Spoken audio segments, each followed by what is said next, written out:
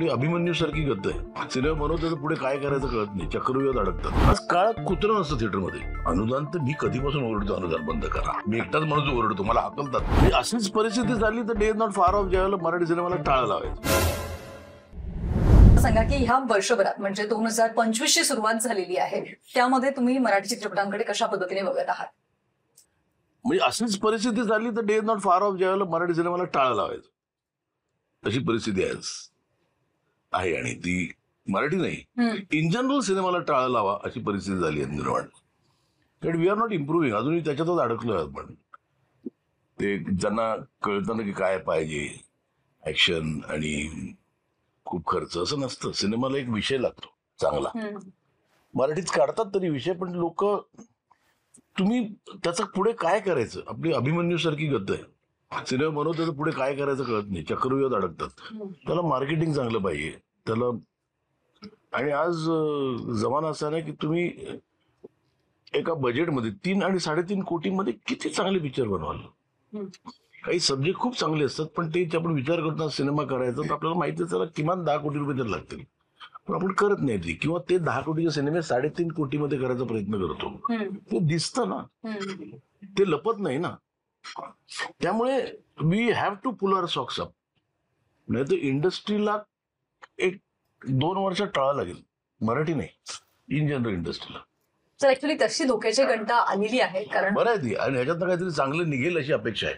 म्हणजे जे आज वर्षाला 500 सिनेमे निघतात ना, ते 50 निघावेत ग. सर मग अनुदान बंद केलं तर? अनुदान तर मी कधीपासून ओरडतो, अनुदान बंद करा. मी एकटाच माणूस ओरडतो, मला हाकलतात.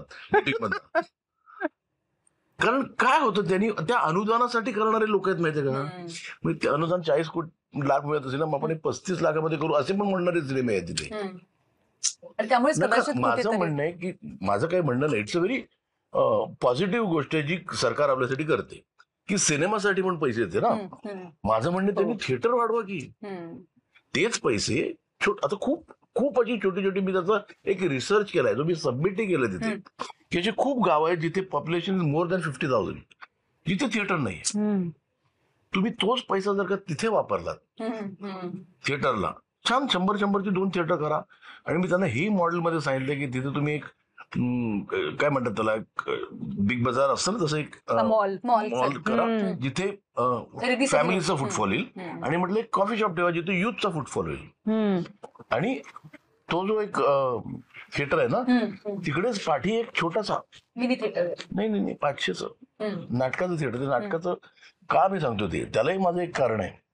त्या 500च्या नाटकाचं थिएटर का, जेव्हा नाटक जाईल तेव्हा, कारण छोट्या सेंटरमध्ये नाटकं जात नाहीत. जेव्हा नाही जात तर ते तुम्ही लग्नाला देऊ शकता, बारशाला देऊ शकता. वायबल थिंग, वायबिलिटी वाढते ना. मॉडेल दिलंय तिकडे, हे नका, बंद करा.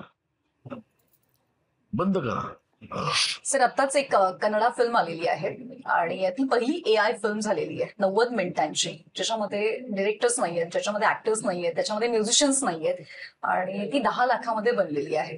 तर कुठे तरी AIचं हस्तक्षेप कोणीतरी केली असेल ना, त्याला काय तुम्ही डेझिग्नेशन द्याल? कधी एआयने स्वतःनी बनवली फिल्म? तो निर्माताच आहे ना फिल्मचा, म्हणजे तोच डिरेक्टर आहे, तोच लेखक आहे. ते तर आहेच, तुम्हाला माहिती, आता वेगळं आहेच. पण त्यालाही नंतर एआयचेच ऑडियन्स बसवायला लागतील, हे मी तुला सांगतो. काय जातील लोक, हे खूप आले ना असे की कोणी जाणार नाहीत. ते तुमचे 10 लाख पण वसूल करता येणं इम्पॉसिबल आहे. मग शेवटी कुठला ऑडियन्स येईल, ज्याला एक सिनेमा चांगला सब्जेक्ट मिळाला, चांगल्या प्रकारे तुम्ही तो मांडला तर येते. त्यासाठी ना हे क्वांटिटी एवढी झाली, त्याच्यावरती कुठेतरी रिस्ट्रिक्शन येणं गरजेचं आहे. डिसिजन त्यांनी स्वतःने ठरवलं पाहिजे. रिस्ट्रिक्शन कोण टाकणार?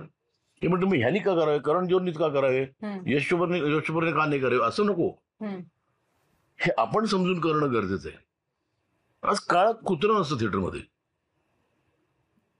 मी एका संडेला गेलो तिकडे ना, म्हणजे शुकशुकाट होता थिएटरमध्ये, खूप वाईट वाटतं सर. ते कॅन्टीनवाले बिचारे असे म्हणजे वेगवेगळ्या पोझिशन मध्ये असे आराम करत होते.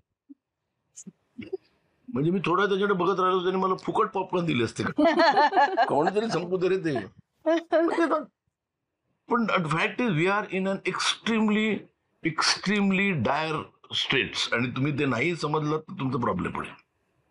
कोणी एक्सेप्ट करायला तयार नसतो, पण ते आहे, परिस्थिती वाईट आहे.